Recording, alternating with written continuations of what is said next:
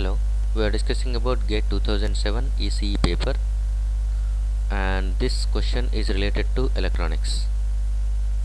Look at the diagram, that is CMOS inverter. In the CMOS inverter circuit shown, if the transconductance parameters of NMOS and PMOS are Kp, Kn are given as 40 microampere per volt square, and their threshold voltages are Vtn is equal to Vtp modulus is equal to 1 volt, then the current flowing I is equal to 0 amperes, 25 microamperes, 45 microamperes, 90 microamperes. Okay. Look at this one. What we are going with is nothing but this is 0 volts. Okay, and it is 5 volts. What is the input you are applying is 2.5 volts. 2.5 volts is going to be exactly equal to VDD plus VSS divided by 2. That is, generally it is going to be treated as inversion point or logic threshold point. Whenever we are applying logic threshold or inversion point, that is nothing but this is the point from which, okay, the CMOS inverter is going to be acting as, that is, acts its normal operation, that is inversion operation is taking place from this point. Inversion operation taking place is nothing but if V input is less than V inversion, then V output is greater than V inversion. Okay, logic threshold point, that is nothing but your inverter operation starting from this point. If the input voltage is less than this point, output voltage will be more than this point. Otherwise, if input voltage is more than this inversion threshold point, then output voltage will be less than this inversion threshold point. So this is what actually happening. So it is the point from which the inversion operation is going to be taking place. At this point, strictly speaking, both are going to be in the on condition and both transistors will be.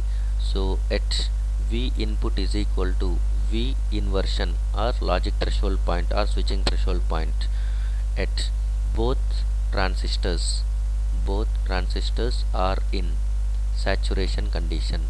Remember that one. If you know this point, then only we can solve saturation region. So both the transistors are in saturation region, and now if you are going with the current flowing through the transistor is IDP, is the current flowing through PMOS, and IDN is nothing but current flowing through NMOS. But since both the transistors are in series, okay, so we can say that one IDP, the drain current of PMOS transistor is equal to drain current of NMOS transistor, which is nothing but required value of I.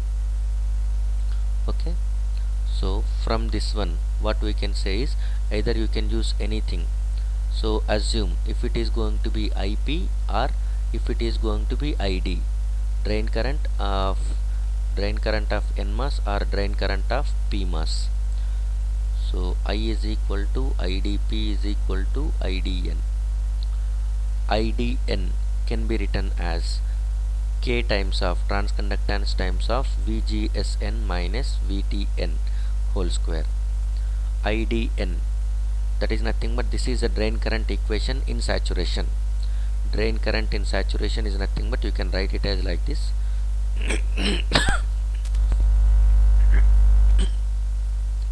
So K is given as 40 microampere per volt square into VGSN, that is VGN minus VSN minus VTN whole square.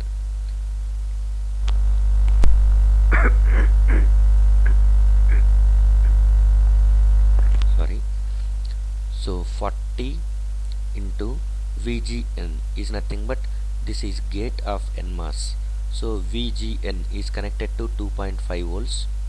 So 2.5 minus VSN is nothing but source of NMOS transistor, it is connected at 0 volts, minus VTN is given as 1 whole square, that is 40 into 1.5 whole square, which is 40 into 2.25. So this is 90 microamperes. So the drain current current flowing through that CMOS inverter I is nothing but 90 microamperes.